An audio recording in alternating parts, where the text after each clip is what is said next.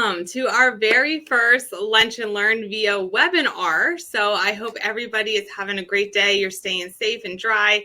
The roads in Carlisle are not too bad, but wanted to make sure we kept everybody safe. And we figured with schools being closed today, this was probably just a better thing to do for you. So wanted to go over a couple housekeeping things like we always start with. First off, we moved our Homebuyer Seminar. We're going to try doing it as a webinar. This was in your email I sent to you with the link. So if you have anybody that's looking to take the Homebuyers class, we're still offering the $250 for taking it. It's just going to be a webinar, keeping the same dates, second Tuesday of every month, and it's at 6 p.m. So also, we still have a couple spots left for our agent boot camp. This is being held in January. It's 4 Fridays in January from 9 to 11. So it's definitely something that you want to check out. It's great for brand new agents. It's also great for agents who are experienced. We've had a number of experienced agents go through it, and they said they could not believe what they learned. Remember, this is not a boot camp on how to fill out a real estate contract, because that is not my area. This is giving you some mortgage basics, how things work in the industry, a little bit on loan programs, and then how to grow your business. Are you doing the actions that matter? Are you doing the marketing? So that's what that is all for. And our next Lunch and Learn, I forgot to print the flyer out for me, is this is something I don't know that anybody's ever done. We're doing Q&A with an underwriter, because when have you ever been able to talk to an underwriter and ask questions, right? They're always this mysterious person that you never actually know, but you're not only going to get to meet our lead underwriter, you are actually going to get to ask questions to her. If you have specific questions, we ask that you give them to us ahead of time by January 13th, because you have to realize every loan spec is like 1,500 to 2,000 pages. So they can't possibly remember every single guideline off the top of their head. Or your question might be more specific, or just take a little bit of research. So we want to get questions ahead of time. She will answer questions on the spot if she can, but we may have to get back to you depending on what the question is. So that's January 19th from noon to 1:30. I do expect this class to fill out extremely quick. And if that happens, then we will hold a second class so everybody can get in on that one, because everybody I talk to is really excited about that. Okay, so we are going to jump into the market update. So if somebody can just put in the comments for me that you can hear me well, you can see my screen, that would be great. So I know everything is good.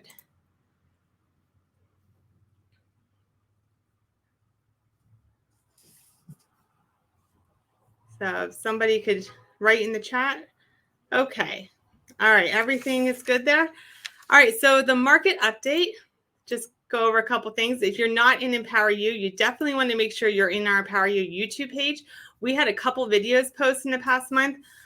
We did one with our underwriter all about appraisals, what they mean, how they're ordered, how you have to go back and forth with the appraiser, what desk reviews are, because we're seeing a lot of that right now. So make sure that you go and check that out. I did one on the annual goal worksheet, so how to fill it out, and you can download that right from the YouTube page, or if you need a copy, we can also email it to you. And then Ashley did one on the Cumberland County First Time Homebuyer Grant. So that's another thing you definitely want to check out. And of course, we have our Empower You Facebook channel. So we are posting in that quite a bit. So make sure you check that out. All right. So on Tuesday, we had CPI come out. That was the Consumer Price Index. And it actually came out better than expected. Remember, you are always going to have inflation. We don't expect these numbers to be zero or in a negative. It's very unlikely. We were expecting a 0.3 increase month over month for both the headline inflation number and the core reading. Now, remember, the core reading strips out food and energy. The headline inflation came in at a plus 0.1, so better than expected. It lowered our inflation on a year-over-year cases from 7.7 to 7.1%. The core reading came in at 0.2, and we're going to explain that a little bit more here. But that also decreased from 6.3 to 6%. And this is really important, because this is the number that the Fed is really looking at when it comes to them increasing the federal funds rate. is that CPI core reading. Now, the reason the core reading was up so much is because of shelter. So I'm not going to go through this line by line, but the big thing that you need to know is shelter year over year is up 7.1%. And specifically, I want you to take a look at this lodging away from home number. Now, it is showing a negative 0.07, but that number was actually much higher than that last month. It was positive 4.9%. So a lot higher. And that's definitely affecting the core reading because 39% of the core's inflation number comes from shelter. So that's why this number is so important to us. And we're going to talk a little bit more about that in a second. But if you remember, we talked about when will inflation peak, and we told you that October was going to be that big number. So you get October's reading November 10th, and that's when we replaced this 0.6 with 0.3. And that's when you started to see inflation come down. Because remember, we add up the last 12 months inflation. So when you get the new October reading, it drops off the old October reading. And so that helped lower it. And then in November, we dropped off 0.5 and added 0.2. Now, the reason this is also important is because if you look at November and December, they're both 0.6 numbers. February is 0.5. And we believe as the CPI comes out for December, January, and February, you're going to see inflation come down even more. But we are on a bit of a roller coaster. And that's because going back to that shelter thing, real-time shelter is over here. This is where it's actually happening today. But the problem is CPI, it shows that we're over here, okay? We're on this uphill with the roller coaster. It's not going to be until January. In January, you're going to see the apex right here, where shelter is going to have the most pressure on the CPI report. And after January, you're going to see shelter prices come down when it comes to the CPI report. And that is also going to help lower inflation. So here's the look at the the CPI report headline inflation, and the purple is the core rate. And we did hear from Fed Chair Jerome Powell yesterday. As he was talking, the market was not liking him because he said that we are going to see more price hikes when it comes to the federal funds rate. The next meeting is February 1st, and we are likely to see a 25 basis points, which is 0.25% hike to the federal funds rate. And he's thinking it's going to happen in March too. So when he was talking, the markets, both in stocks and bonds, were tanking. But then he did come back saying that he realized inflation is still a problem. It is starting to come down. We recognize that. And that kind of helped ease the markets a little bit. And we actually finished the day up a little bit. So I just want to show you here. This is mortgage rates since January. You can see that they have come down a little bit. So that's a good thing. And the other thing I wanted to show you is that we hear a lot, well, doesn't the 30-year mortgage rate follow the 10-year treasury? And the answer is, as a general rule of thumb, they do kind of run together. And here's a graph since 1972 where you can see that they do run together. But you can see over here in 2021 and going to current where they are not running together. Now, the average spread between the 10-year treasury and a 30-year fix is 1.7% when you take it back to 1972. That's the average spread. But you're going to see here in a second why that is no longer the case right now. So here's the 10-year treasury just since December of 21. And what do you notice when you see this? The thing that you notice is the 10-year treasury has been on a big uphill, right? Which is one of the reasons why you're seeing is 30-year fixed rates being on an uphill this year. And if you put that together, why is it not moving? There we go. The 2000 to 2021, the average interest rate was 3.49 for the 10-year treasury. You add the spread of 1.79, and that gave you your average mortgage rate for those 21 years was 5.28%. Now, that was very, very accurate. The thing is that everybody doesn't understand is why is rates so high then right now? Why are we seeing them at 6.5? And the reason is because the spread right now between the 10-year treasury and a 30-year fix is 2.99%. Why is it so volatile right now? Or why is it such a big spread? And the answer is because number one, the markets are volatile and it's driving interest rates higher. And number two is because lenders know that everybody who gets a loan right now is going to refinance. And because it takes them 3 to 4 years to break even on a loan, they have to charge extra as a premium right now so they don't end up losing money. So that's why there's such a difference right now. And if we were in a normal market, you would see interest rates around 5.5.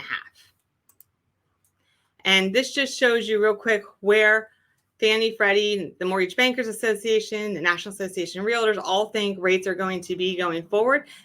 They have increased them from where they were last month. I will tell you, I'm more in line with the MBA and NAR. You will see interest rates come down as inflation comes down. And the mortgage applications, we always like to cover that. And the reason we like to cover this is because, it lets you know what's going on in the market. And right now, purchases are up 4%. This is for last week.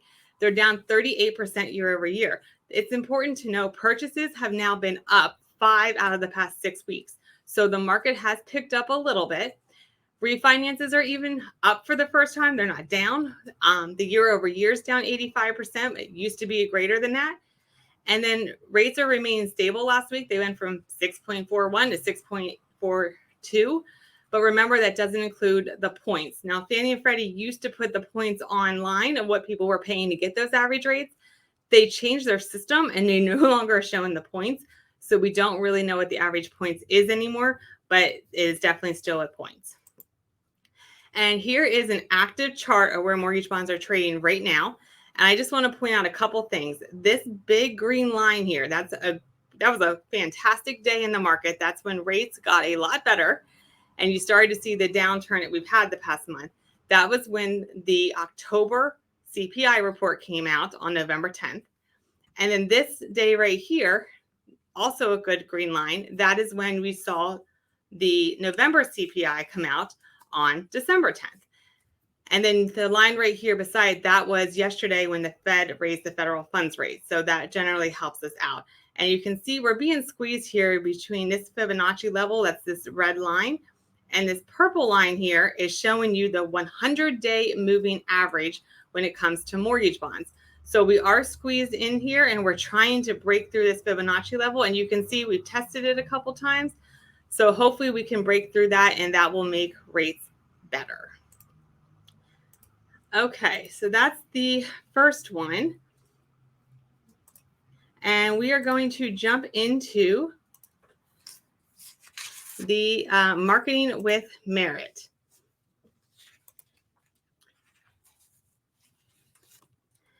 Okay, so you were emailed a couple things as well, and we will touch those at the end, but I just want to say we will definitely get to them, but just make sure you have them kind of handy. So today we're going to talk about knowing your audience, and then we're also going to talk about how to develop a marketing plan and systems. So it's important to know where your audience is and to talk about generations, because this is something that's really going to affect what you're doing moving forward.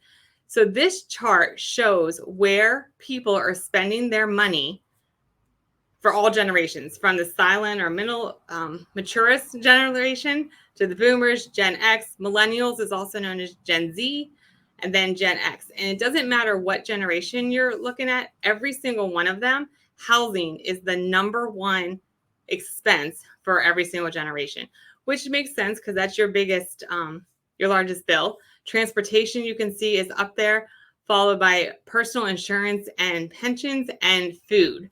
And obviously, depending where you are, everybody knows insurance costs have increased. That's why you're seeing that, especially for the older people.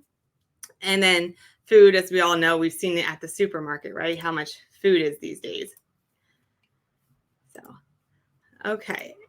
And this is also a great graph to look at because blue shows home ownership going back to 2000, and the orange is showing the amount of people renting. And if you look at this, every single year, there is more people renting out there than that own houses. Now, I tried to find an updated graph showing 2020 and 2021. I haven't found it yet, but I'm sure that it did increase the homeownership a little bit because of the interest rates being so low. But of course, they had to get a house under contract. So there's that. Now, the old school ways that you connected with your clients was, call them on the telephone, send them snail mail, maybe you met them for coffee. And these are all great things, except we need to update with the new chimes, because the newer generations, that is not what they want. That is not how you connect with them. So as you're doing your marketing plan, you need to look at that and say, how are we going to also tap into the newer generations? So we've felt a market shift, and with that comes a generation shift. This shows you the generations as far as years, and I will tell you, Generation Z, those born, now this says 97 to 2012. Other charts I have are 95 to 2015, but you get the point. Gen Z is actually a much bigger generation than the boomer generation. They are actually they're more than double the amount of people in it. So when you look at who you're targeting, you need to keep in mind millennials and Gen Z, because you're definitely going to see a difference in how to target them. So let's look at that a little bit closer. And you can see right here, percent of global population, the maturists, also known as the silent generation, 5%, baby boomers are 15%, Gen X, 20%, Gen Y, also known as millennials, are 27% of the population. And look at this, Gen Z, 33% of the population. Now, keep in mind, obviously, the people that were born in 2015 are not buying houses right now because they're only 7 years old. But the ones born in 1995 are buying houses. So this generation, as you do your marketing and as time goes on, it's going to be more and more prevalent to how you should be, doing your current marketing. And look at what affected these people. And we're not going to read every single thing here, but your maturists, they went through the Second World War. They were very much in gender-defined roles. The dad went to work, the mom stayed home and took care of the kids and took care of the house. And that was the way it was. And their aspiration in life was to own a home. Then they had the baby boomers. So they saw the Cold War. They were the post-war boom, right? The swinging 60s. They saw the first landing on the moon. They were part of Woodstock, right? They were very family-oriented people. They saw the rise of the rebellion with the teenagers. And their aspiration was job security. Now, your Gen Xers, they are the children of the baby boomers. And they saw the fall of the Berlin Wall. They were the first to have personal computers, and they saw the early mobile technology come into play. Remember the big analog cell phones? They were latchkey children because their parents, the women started going to work. So they had to let themselves into the house. And this generation also saw a big rise when it came to divorces. And because of the way their parents were working, they worked long hours. The Gen X generation became much more into a work-life balance. That is what was important to them. Gen Y, so I'm on the early part of this one. We grew up with the terrorist attacks and PlayStation and social media, and we saw the invasion of Iraq, and reality TV became a thing, and smartphones.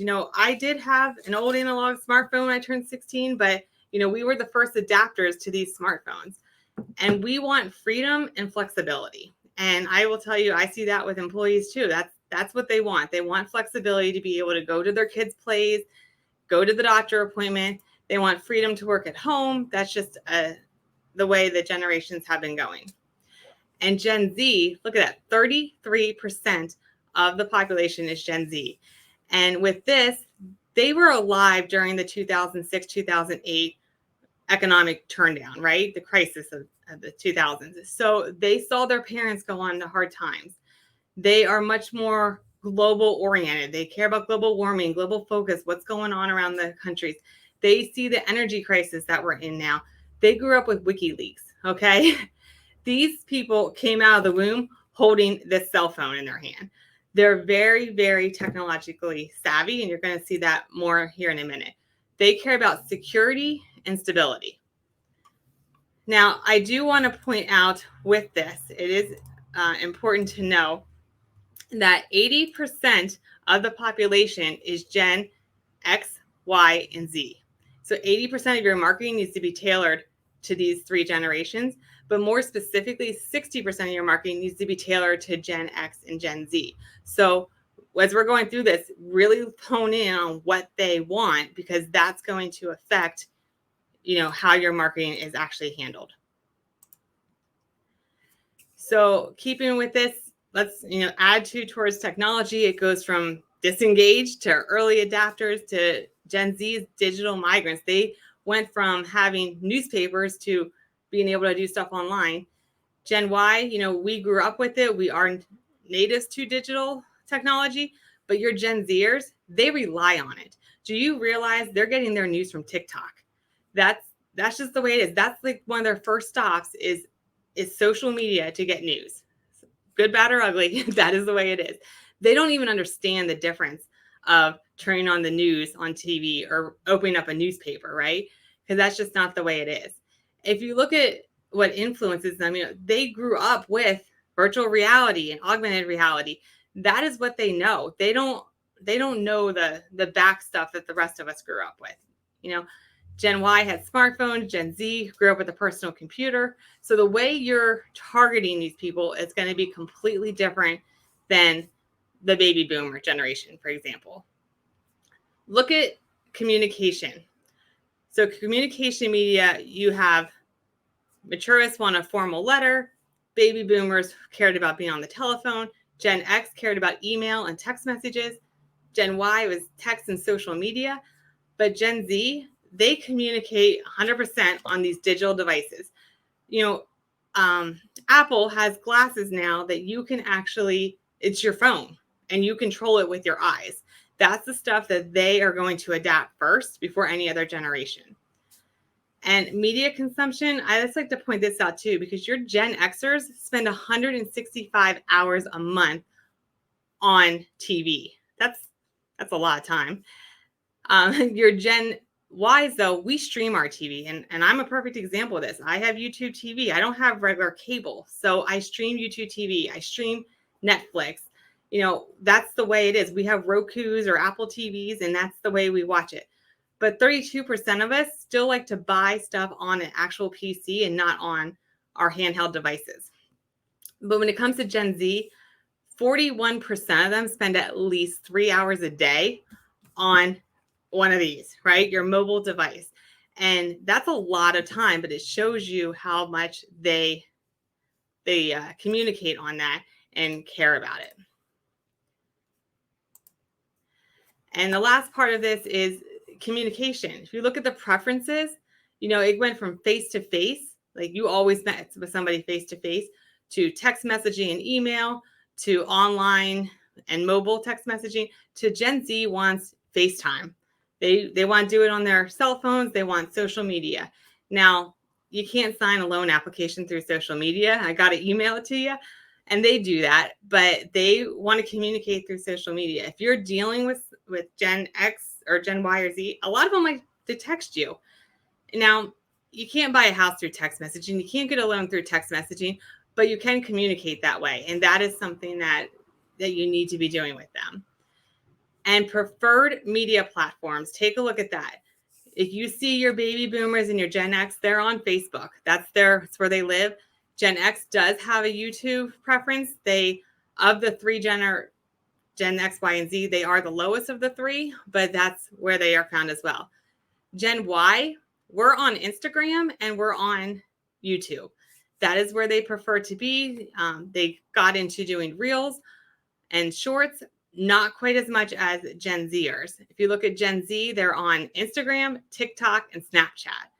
That's where they live. Now, if you saw any of the news the past couple of days, TikTok was being banned for government devices. Basically, every day, another state was coming on board banning them. I think they're up to like 12 of them now. But last night, the Senate voted to ban TikTok from all government devices. And there is a bill in the House from Senator Michael Gallagher of Wisconsin. He has a bill going through to completely ban TikTok altogether. But this is what I'm going to tell you. He thinks it's going to pass because they had bipartisan support last night. He thinks it's going to pass. there will be pushback, and you're already recording a short or a video, or a reel. So it doesn't take that much longer to throw it on TikTok as it does to throw it on Instagram.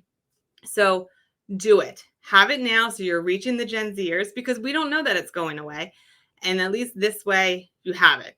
If it does go away, it's just going to make reels that much more important on places like Instagram. So do one video, place it on multiple platforms, and you can link your Facebook and your Instagram now. So when you post on one, it's posting on the other. If you need help with that, Danny can definitely help you. But that is something you're definitely going to want to be doing to reach the Gen Zers and the Gen Ys. I just have career on here just so you can see who you're dealing with. You know, Gen Zers do like to move around. They care about pop-up businesses and technology, so they are more likely to move around. And depending what they're doing, it could make it harder to get a mortgage with the guidelines, but that's a bridge we'll cross with each person.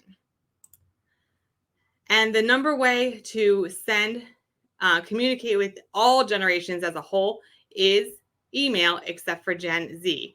And I'll show you an example of that in a second. But people like personal branding when you're communicating with them. So if you're saying an email, you're saying a postcard, they want to see Dear John or Dear John Smith, whatever you do, and the whatever your message is. They don't want just hi client or hello. You know, they want to see their name on it. They care about that. I mean, look at 88% of millennials, 87% of Gen Z, they want that personal brand.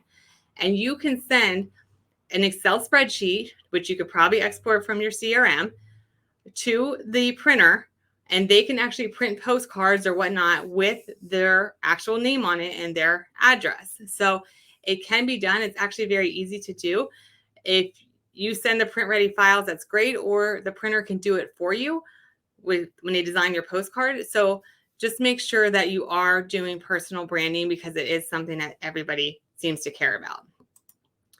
And this is where I was saying that email is the number one way to talk, that consumers want to communicate with their brands. You can see that is the light blue line here. So every generation, email is the number one way they want to communicate, except for Gen Z. And look at it, social media is the number one for them, how they want to communicate with a brand. So this is why it's so important for you to be on there. I know some people don't like to be on social media, but it is what it is, right? So now the next thing you need to do, now that we got the background, is we want to actually look at creating a plan. Now you can do this any different way, but we suggest the 10-10-10-10 is a great way to start. You have 10 conversations with your top 50 people a week. Or you could do it a day.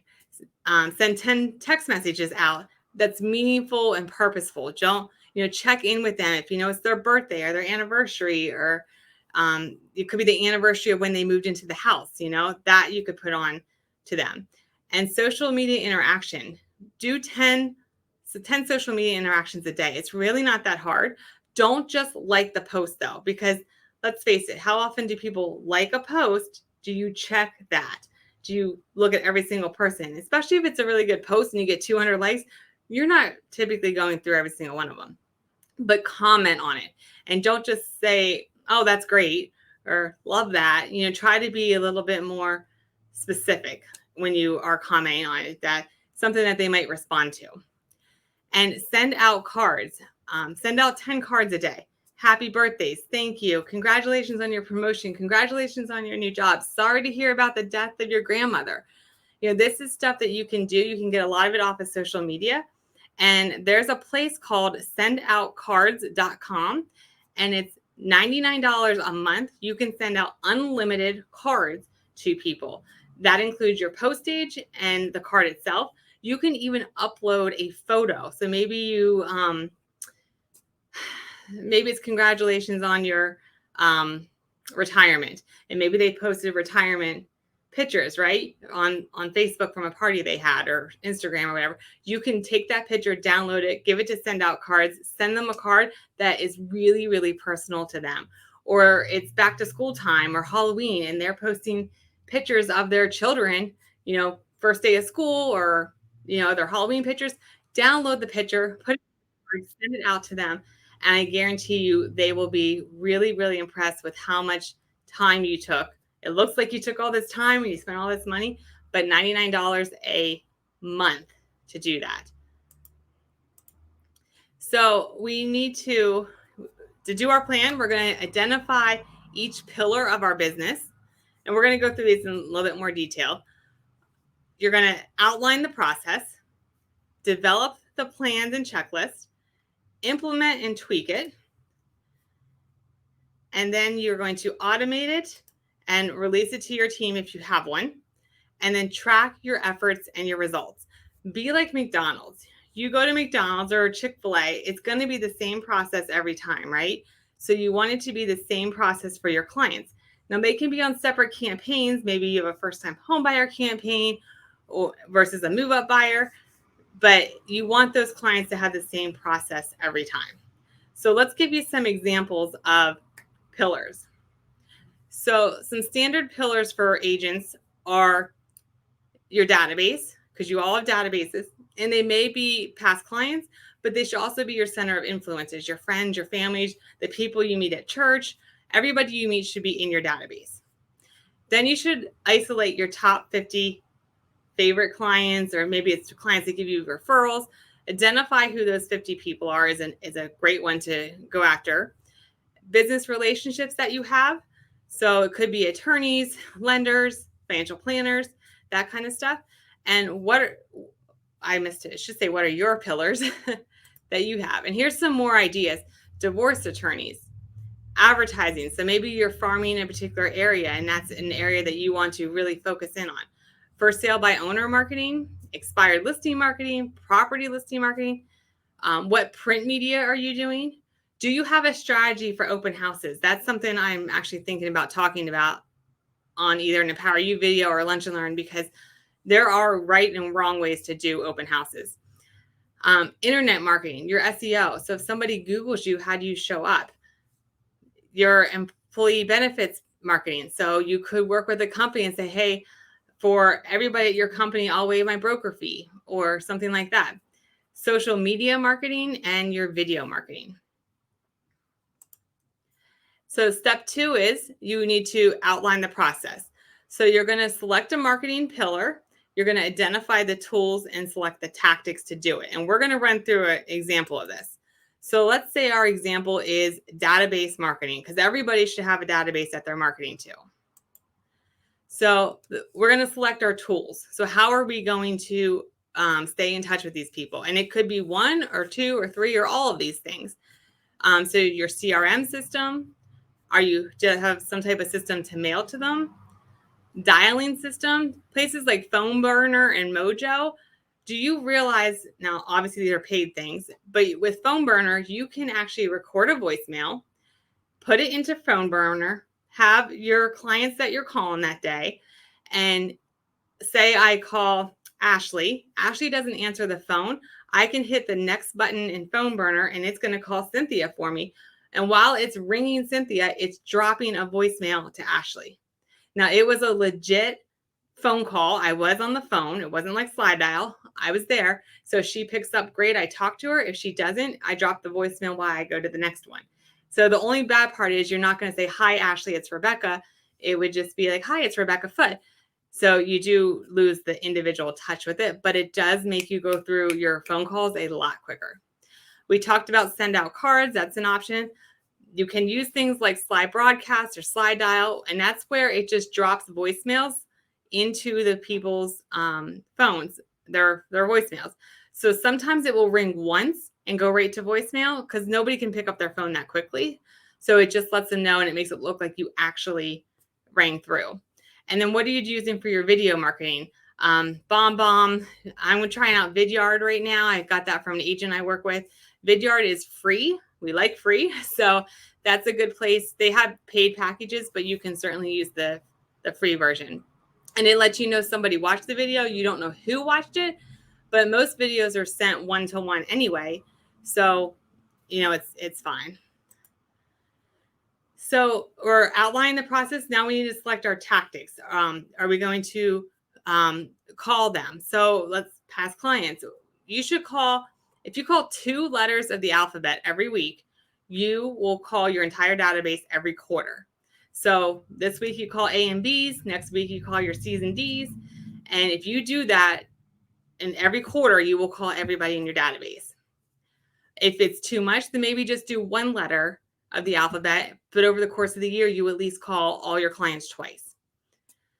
Monthly mailings, so are you doing like postcards or newsletters? Weekly email, you can do like a Wednesday tip or come up with some creative catchy name and send it to them through email. Birthday programs, so that could be an email or a snail mail. Client appreciation events, are you doing anything to thank your clients? And reality is, we all make $1,000, $2,000, whatever on a deal. We should be doing something. If we can't spend, $10, $15 to thank our clients, shame on us, right? So are you doing some type of client event? And monthly or weekly videos that you can do for social media platforms, or you can do that as an actual mailer. So we now are on to step 3, where you develop your plans and checklists. So this is where you're going to actually outline step by step what needs to be done. Okay, I need to design a postcard. I need to send it to the printer. I need to send them my list of contacts, right? And you're going to have to do that every time because your contacts is constantly changing. You need to identify if you're handling this or if you're going to pass it off to a team member to handle. And then make a calendar of all your marketing events. So this is something we do. We start out with literally a Word file. Then I take it to Excel and make it a little bit more easier to see so I can see what's going on in January. And then we take it and even put it into a calendar just to make it a little bit more friendly on the eyes for us who are working on it all the time. And develop a checklist for each action item. Oh, I think I did forget to send you guys something in the one email. I wanted to send you a checklist for events. So I will have to send that out to you. But create a checklist. Like the event one I'm saying to you is, okay, what event am I doing? Who's doing it? Who are my vendors? How much is it costing? What's my budget for it? There's a review section. So how did it go? What do I need to change for next year? Was it worth the money? So that's the type of stuff you need to be looking at. And there's just an example of adding it to your calendar for the actual events or any of your marketing that you're doing. Then you need to implement. And this is the thing that we all do, me included. We all want to make it perfect, right?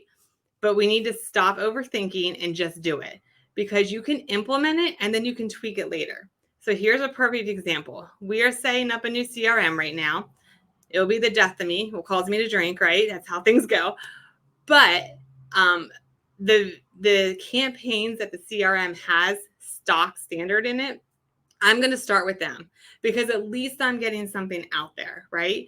And then over time, I will tweak it and I will make it my own campaigns. I will brand it more for me. It will be videos of me telling you what's going on in the loan process. But just initially to get it started and make sure things are working, I'm just going to use the standard ones. So it's okay to implement it and tweak it later. And it's most importantly, be consistent with it, because you don't want to start something and stop it. Or if you're sending out mailers, you don't want to send it out for month 1, month 2, and then don't do it 3, 4, 5, and then be like, why is nothing happening? You got to be consistent with it and follow your plan. And then you want to automate as many systems as you can. Can you delegate it to somebody else? Are you doing a task that's worth $15 an hour that you should be paying somebody else to do so you're not doing it? Hold yourself and your teams accountable. And this is one that, the market right now we're in a tough industry, that the market's down right now, and it is expected to be down even more next year. But the thing is, we all have to maintain a positive mindset and take market share during this time. And the only way that's going to happen is if you're doing what you need to be doing and you're holding yourself accountable. Don't be lazy right now, because this is not the time to be lazy. It's the time to take action. So make sure you're holding yourself accountable. And then track your results. So these are just some ideas, I can tell you where every single deal comes from. I track it. I've been tracking it for years. I can tell you where it came from, who sent it to me, did they close, how many leads did they send me versus closures. So this is stuff you should be tracking. So you can have different categories like current clients referral, past clients referrals, past clients that are coming back to you again, personal or family member referrals, or did it come from an advertisement that you did? So these are all really great things to look at. So in your email I sent you was a simple marketing plan. I did it super simple because I realized a lot of you don't have anything right now. So just start with, okay, what am I doing in January? Am I going to call past clients? Every day I'm going to call past clients. So week 1 of January, whatever the first week is, I'm going to call all the A's in my database. Then the second week, I'm going to call all the B's. Do something that you can hold yourself accountable to and just kind of write it out. I did send you this in an Excel spreadsheet so you can edit it and make it more yours, but I was just keeping it very simple. And this is actually very similar to the one that we do. Okay. So like I said, simple is better because everything I found out there was very detail oriented and was going to take you way too much time. And I wanted to give you something that you could actually do. So I gave you some ideas, mailers, events, social media, maybe pick a theme and do that theme for the entire month. So maybe it's targeting for sale by owners and why you should list with a real estate agent would be a great theme one month. Videos. So I'm going to release 3 shorts a week, or I'm going to start doing YouTube videos, pick what you're going to do there. What content are you saying out through your CRM? Maybe you want to mention holidays. And guess what, people? I get it. Christmas is great. Thanksgiving is great. These are times we're thankful for our referral sources. We're thankful for our clients. But pick a holiday that nobody else is talking about. Pick St. Patrick's Day. Pick March Madness. Pick something different and do it that way. And your marketing is going to get looked at a lot more than another Christmas card. Okay? Because if you notice, you don't get Christmas cards from me because while I love you all, it's not worth it. For me to stand out to you, I got to send it at a different time. Market updates. This is something that everybody should be doing is market updates. And, while you might not know statistics of the CPI and all that, that might not be your thing. It could be though, hey, Cumberland County, we have X amount of houses for sale and X amount of them went under contract. So that would be a good, just talk about the market. It's taking X amount of days to sell houses right now or whatnot. So that's a really good thing that everybody should be doing. And you should be doing them at least once a month. And then also emailed to you was the January social media calendar. So this was just an idea that we had sent over to you for ideas of what to post, because that's one of the things we hear from people is, well, I don't know what to post. And we broke it down to different categories: market, tip, guide, and self. So just to give you some ideas here, market is like behind the scenes, stories about you, your brand, it could be a customer story, a testimonial, a promotion, just something related to that. So share something inspiring would be in that. A tip would be tips and tricks, real estate facts, home buying solutions. Guide would be teach, educate, real estate research, empower. So you're guiding your clients to do stuff. Self, that would be like an inspirational quote, a fun fact, something about your community, something about your life. And I will tell you, if Uncle Joe says to call, I'm going to use Belinda because I see her on here. Uncle Joe says, hey, I use Belinda to buy my house and you should use Belinda to buy yours. And I'm a Gen Zer. Here's the problem with that. Gen X or Gen Y, we're going to go on, we're going to see you have a website and okay, I like what I'm seeing. I'll call Belinda. But Gen Z is not like that. They're not going to take a referral recommendation from somebody to heart and just call that person. They're going to go on social media. They're going to look to see, do you have social media? Yes or no? And are you educating me? Because if you're not educating me, but Morgan over here is educating me, I'm going to call Morgan, even though Uncle Joe told me to call Belinda. So that is why it's so important for you to be on social media, be out there, do the videos. I know you all hate doing videos, but do the videos and educate them. Because as generations go on, you need them. Because what I say, 60% of the generation that your home buyers right now are Gen Y and Gen Z. 80% was Gen X, Y, and Z.